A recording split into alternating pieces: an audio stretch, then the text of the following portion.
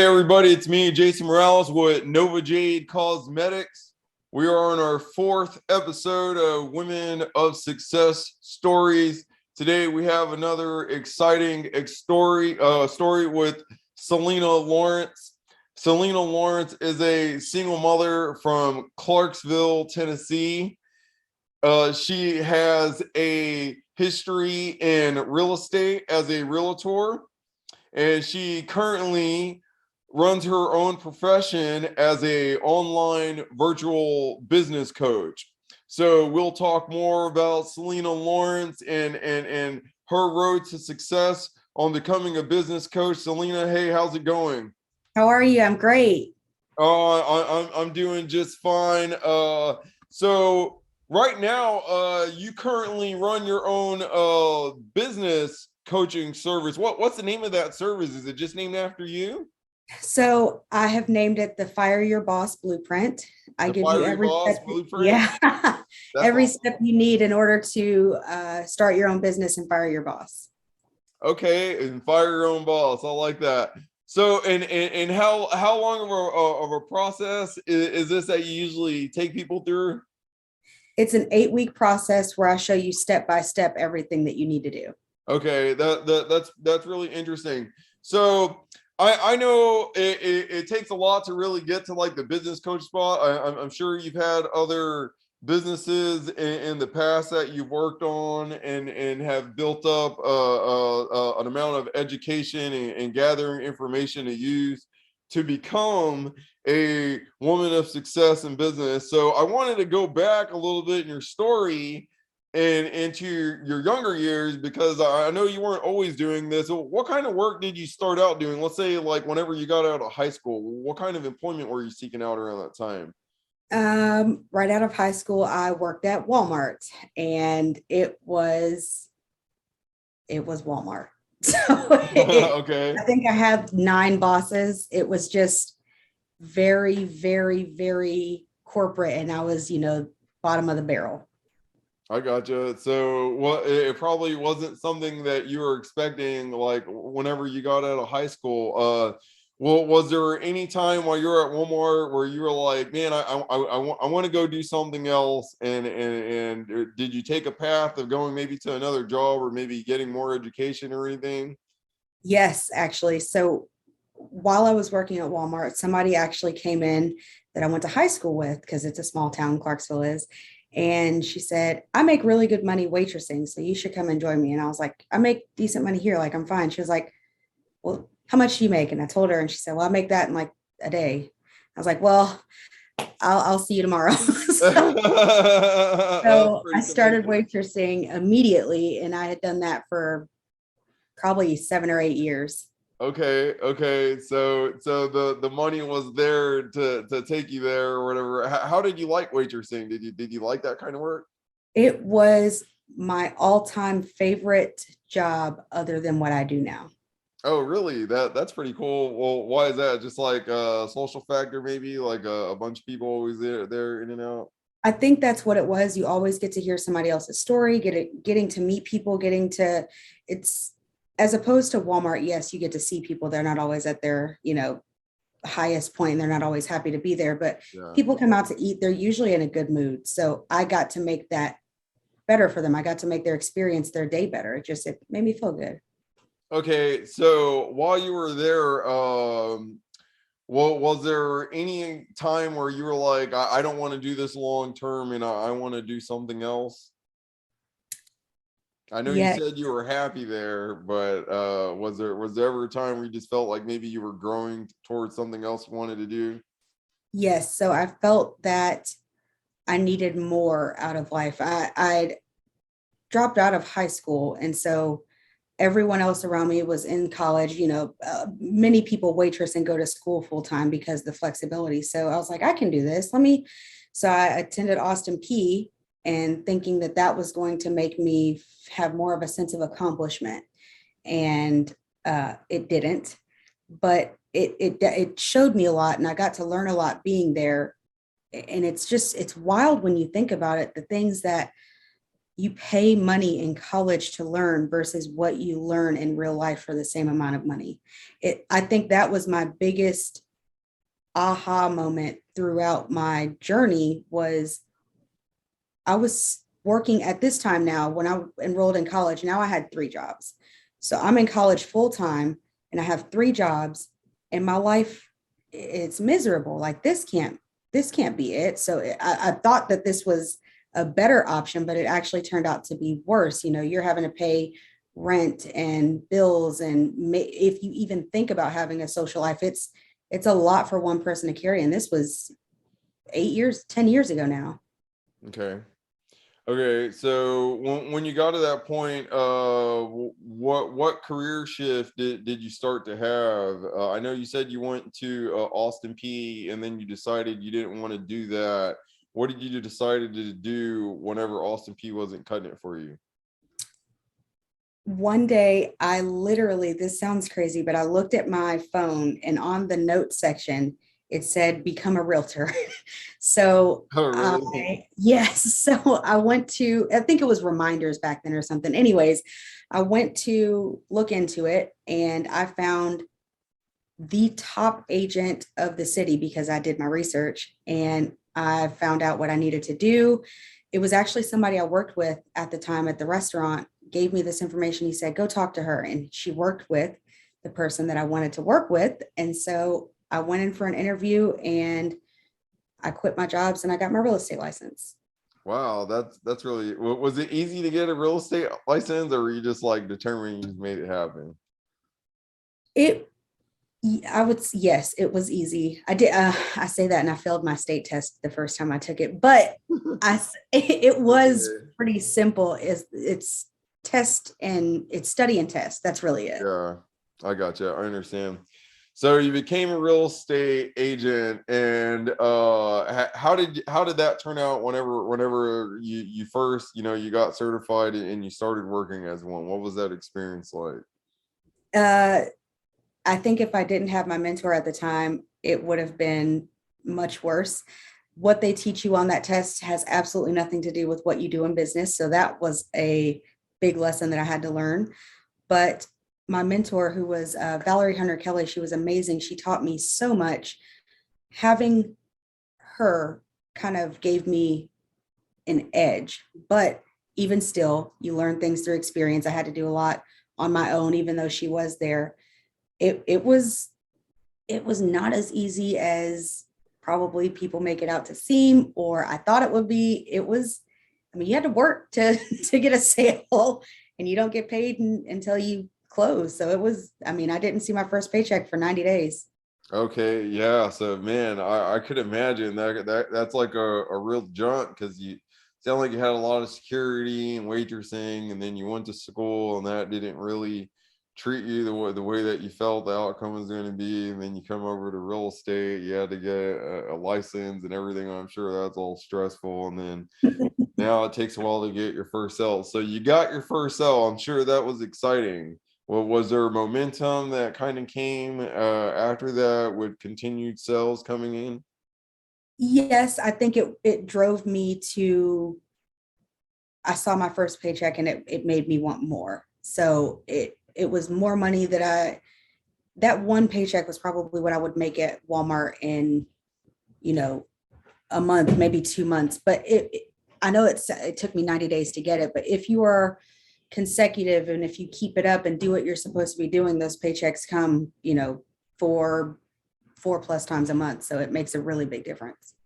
Okay, yeah. So that sounds really nice and motivating with real estate. I know real estate's always like a growing business and stuff, Yeah. and they need people to manage real estate pretty much everywhere that you go. So you started doing real estate, and at what time did you start wanting to do business coach stuff? What was there other business that you operated first, or maybe owned first, or how did that work out? Yes. So I went to, I started out in real estate and then I had my hand in another company where I helped them scale to 7 figures, which was big for me. Going from high school, college dropout, then to real estate, and then kind of seeing what I was capable of. I was like, wow, that was quite something. So then I started another business. I have a credit repair business.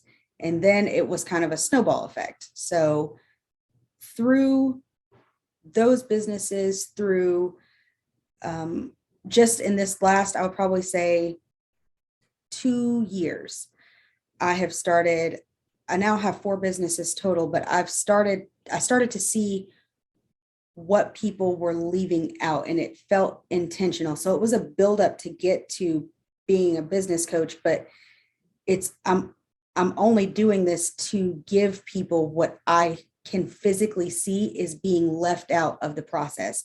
It's almost like telling somebody to go run a marathon without telling them how to train, what tools they need, what resources, where they need to go to buy shoes. You don't tell them anything. It just kind of leaves a lot of blank spaces for business owners, which is why majority of them fail within their first 3 years.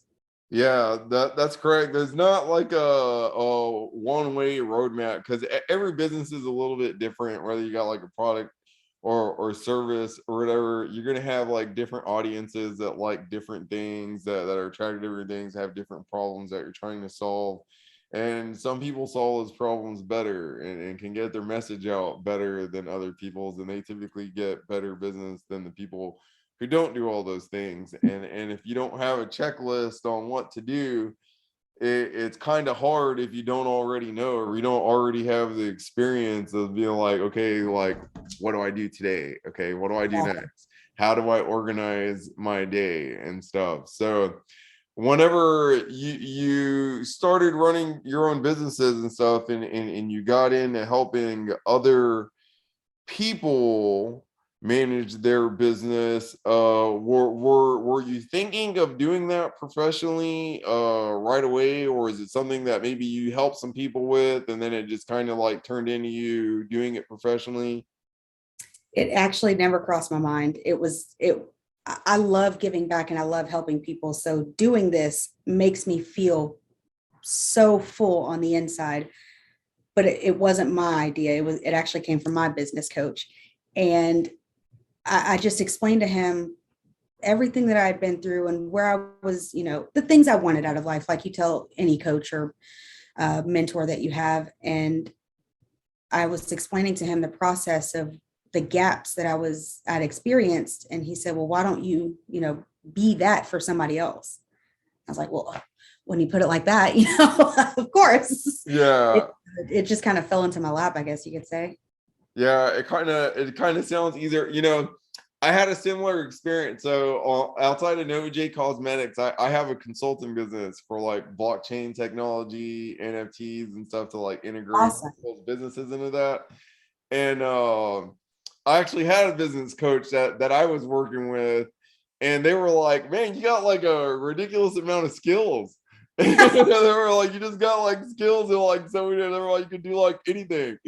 And then they got into this. They were like, "Well, what are you always talking about on your Facebook outside of like like your regular like life or family postings? Like, what do you post about?" And I tell them like investing in a blockchain technology, crypto and things like that. And then they found out how much I knew about it, and they were like, "Well, there you go." They were like, "You should just coach people and teach people about this." They were like, "Because it seems like you're already doing it. You're just doing it for free, like for your friends and stuff Yeah. like that. Like you're like, why don't you just do what you're already doing for free and just do it for paying customers?"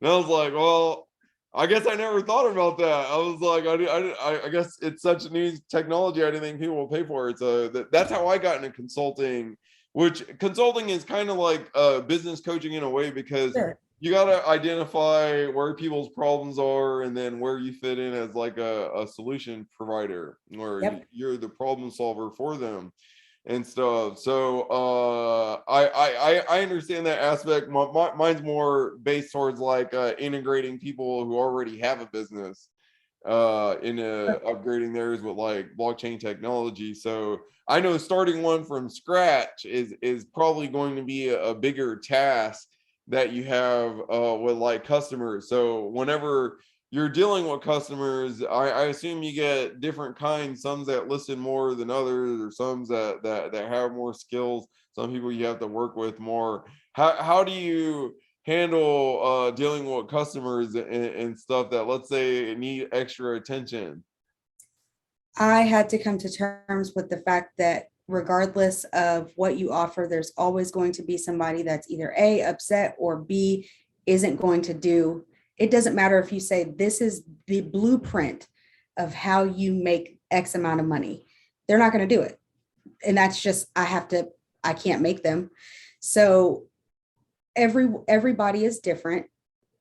It is important to kind of cater to everyone's different learning styles. So if you have more people that are visual learners or more people that are auditory, you have to make sure that whatever it is that you're providing to your people, especially if it's a service, that it kind of hits all of those nails on the head. Otherwise, in my opinion, as a business owner, you are not doing your part.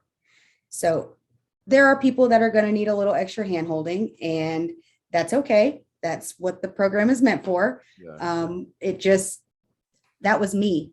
I'm probably the person that asked 1,000,001 questions because I have to understand it. If you give me A, B, C, D, I can do it perfectly. If you say A to D, I can't figure out the middle part.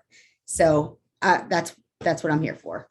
That's good to know, that people can get like a good hands-on experience with you under coaching and stuff. I know more people prefer that. I know you got to kind of like learn people and really build those relationships when you're coaching Sure. someone else or when you're consulting someone else, to where you kind of get to know their habits, their personal habits, and how you have to like tailor and modify certain things for them to be where you want them at and stuff. So I see you got your real estate, and you've moved into business coaching and stuff. So let's say if someone wanted to contact you for your professional services, what would be the best way for them to contact you? They could visit my website at selenalawrence.com, or they could send an email to admin@selenalawrence.com. Admin, okay, and that's to your own professional email for that. Mhm. Okay, and is there any social sites or anything, Facebook or anything of that nature, that people can also maybe see clips or something else about your services? Yep, everything is at the Selena Lawrence. Okay, so Facebook and everything. All right, we'll make sure and put links to her website as well as her social sites in the description below this video. Selena, it's been great talking to you about your journey. You have a very interesting story. I actually too was a high school dropout before I started on my journey. Actually, I left high school to get into tech school and college and that earlier and stuff. So Really? I meet you right there with that, because I've had people treat me differently at certain points Yep, in my life when I've told them I dropped out of high school. I'm like, yeah, but I did all this other stuff. Like, exactly. so I think that's great. Is there any advice that you could give someone, whether it's someone who wants to pursue being a business coach, or someone who would want to pursue being a realtor in real estate? So either profession, any profession, honestly, my number one thing I tell people is to make a plan. Don't just, fly by the seat of your pants. It makes the whole process easier. Don't just jump into something and expect immediate results and then get mad when it doesn't happen. If you want to become a realtor, if you want to become a business coach, if you want to become an airline pilot, you need a plan to get there. If a dream is literally just a goal without a plan. So you can literally make your dreams come true as long as you plan correctly. I like that. A goal without a plan. I've never heard that. That's actually really good. That's definitely true. The power of like even writing down what your goals are, and reverse planning them will help manifest a lot of that in a reality. So I like that a lot.